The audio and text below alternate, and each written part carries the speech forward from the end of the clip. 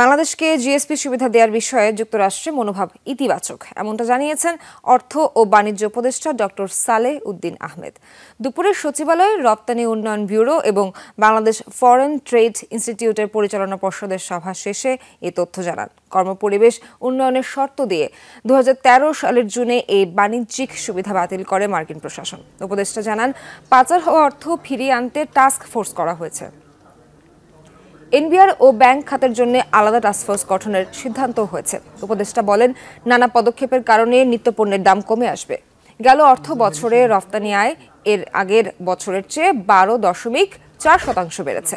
অন্তর্বর্তী সরকার দায়িত্ব গ্রহণের পর রপ্তানি আয় বৃদ্ধি পেয়েছে। আগামী বছরের জানুয়ারিতেই বাণিজ্য মেলা আয়োজনের সিদ্ধান্ত নিয়েছে।